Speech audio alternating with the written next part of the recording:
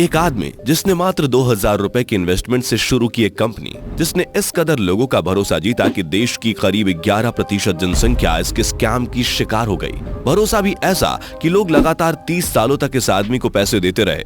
हम बात कर रहे हैं कुछ साल पहले तक खुद को भारत की आम जनता का सहारा बताने वाले सहारा इंडिया के मालिक सुब्रत राय सहारा की। सुब्रत राय की कहानी भी कमाल की है, क्योंकि इन्होंने महज 2000 रुपए से कंपनी की शुरुआत करके उसे इतना बड़ा बना दिया कि सालों तक हमने इंडिया टीम की जर्सी पर सहारा का नाम देखा है। लेकिन इसी बड़ी कंपनी ने बाद में 47,000 करोड़ का स्कैम कर दिया। गोरखपुर के दुर्गा मालपुर में रहने वाले सुब्रत अपने लैम्ब्रेटा स्कूटर पर स्नैक्स बेचा करते थे और इसी दौरान उन्होंने छोटे छोटे बिजनेसमैन जैसे चाय वाले, सब्जी वाले या फिर दिहाड़ी पर काम करने वाले मजदूर वर्ग को करीब से ऑब्जर्व किया। सुब्रत राय को यह समझ आया कि इन लोगों को बचत और इन्वेस्टमेंट की ना तो कोई समझ है और ना ही ये बड़ी पूंजी बचा पाते हैं। इसलिए 1978 में सुब्रत राय ने शुरुआत की सहारा इंडिया परिवार की, यानी सहारा कंपनी की।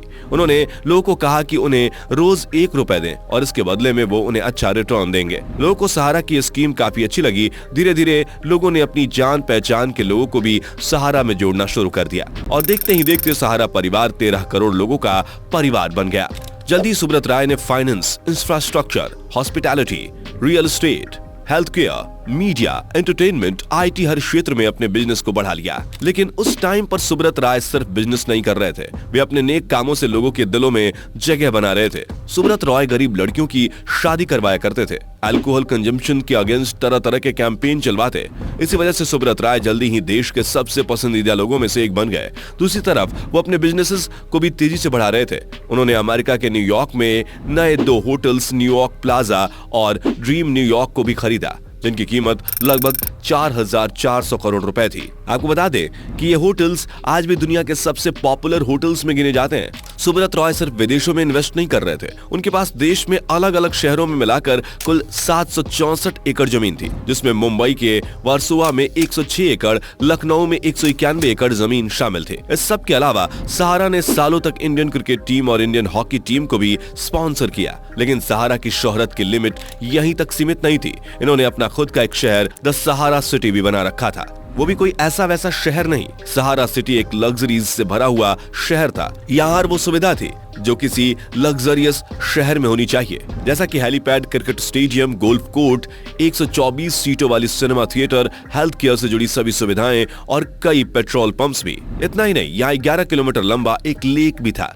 इसके अलावा उन्होंने मुंबई से थोड़ी सी दूरी पर 10,600 एकड़ की जमीन पर फैली हुई अम्बे वैली नाम की एक टाउनशिप भी बनवाई। यहाँ 5 से 20 करोड़ तक की कीमत वाले करीब 800 लग्जरी बंगलो हैं। इसके अलावा इस टाउन में भी तमाम लग्जरी सुविधाएं दी गई थी। सुब्रत राय की लाइफ में सब कुछ सॉर्टेड चल रहा था। उनका बिजनेस तेजी से बढ़ रहा था। बड़े बड़े नेताओं और अभिनेताओं के साथ उनका बैठना था, इसलिए सुब्रत राय सहारा को उनसे भी सहारा मिल ही रहा था। लेकिन 1996 में सहारा की नाव पहली बार तब डगमगाई जब प्रसन्नजीत सिंह नाम के एक इनकम टैक्स ऑफिसर की नजरें उनके बिजनेस पर पड़ी। जब ऑफिसर ने सुब्रत राय से जवाब मांगे तो सुब्रत राय ने कुछ नेताओं के नाम आगे कर दिए। नेताओं को भी अपनी पोल खोलने का डर था, इसलिए सुब्रत राय पर इंक्वायरी करने वाले इनकम टैक्स ऑफिसर को ही ट्रांसफर करवा दिया गया और सहारा की जो गाड़ी पटरी से उतरती हुई नजर आ रही थी वो एक बार फिर पटरी पर आ गई। लेकिन ये गाड़ी ज्यादा दिनों तक पटरी पर नहीं रही। 2008 में एक बार फिर सहारा का डाउनफॉल शुरू हुआ और फिर कभी नहीं थमा। उस समय सहारा ग्रुप में 4,799 कंपनियां थी, जिसमें से 4 ही लिस्टेड थी। सहारा हाउसिंग फाइनेंस लिमिटेड,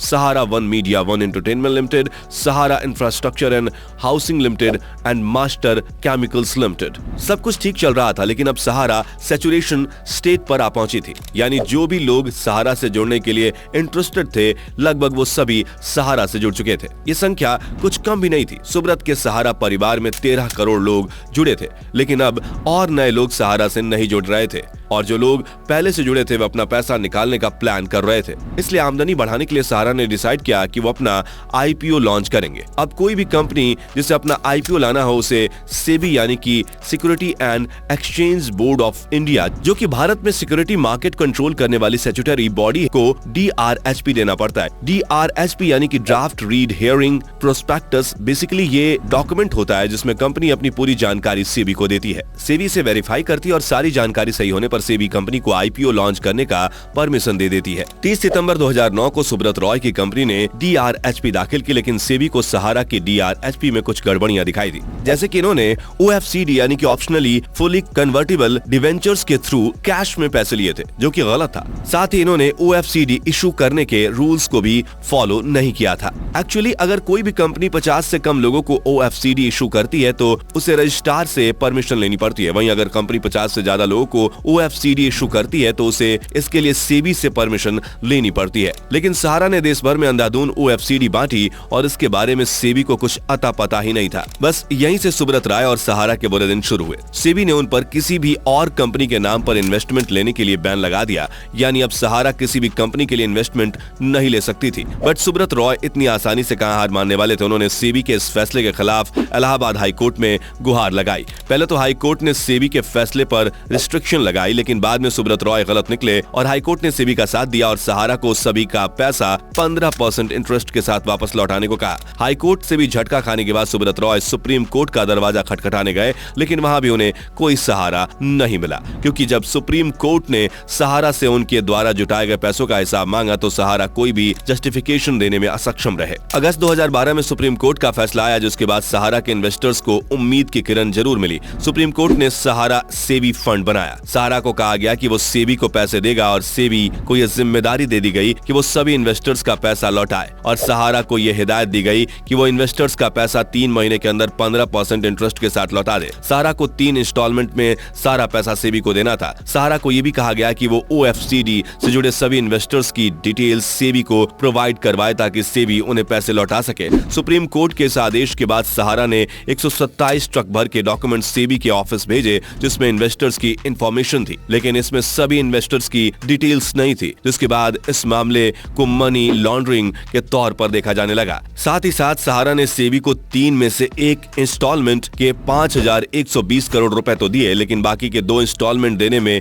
वे असफल रहे, जिसके बाद सहारा के सारे अकाउंट्स और एसेट्स फ्रीज कर दिए गए और 26 जनवरी 2014 को सहारा ग्रुप के चेयरमैन सुब्रत रॉय सहारा को अरेस्ट कर लिया गया। लेकिन मई 2016 में उनकी मां की मौत के बाद सुब्रत रॉय जमानत पर बाहर आ गया और तब से वो बाहर ही हैं। सहारा के बेसहारा इन्वेस्टर्स के हालात ये हैं कि सहारा द्वारा लिए गए 5,120 करोड़ में से सेबी इन्वेस्टर्स को 138 करोड़ रुपए वापस कर चुका है। इन्वेस्टर्स का पैसा वापस न मिलने की बात पर सेबी का कहना है कि कोई इन्वेस्टर्स उनके पास पैसा मांगने ही नहीं आ रहे हैं और जो भी आ रहे हैं सहारा द्वारा दिए गए डॉक्यूमेंट्स में उनका डाटा ट्रेस ही नहीं हो पा रहा है। और सहारा का कहना है कि वो 22,000 करोड़ रुपए सेबी को लौटा चुका है और अब वो सेबी को ना तो इन्वेस्टर्स से जुड़ी कोई इन्फॉर्मेशन दे रहे हैं और ना ही बाकी बची हुई इंस्टॉलमेंट, और बीच में फंसे हैं इन्वेस्टर्स। सुब्रत रॉय अपनी एक नई कंपनी सहारा इन्वॉल्व्स शुरू कर चुके हैं, जो कि इलेक्ट्रिक ऑटोमोबाइल्स बनाती है। आपको क्या लगता है कि सरकार को सहारा के इन्वेस्टर्स के पैसे निकलवाने के लिए क्या कदम उठाने चाहिए? कमेंट करके बताइए। Thanks for watching.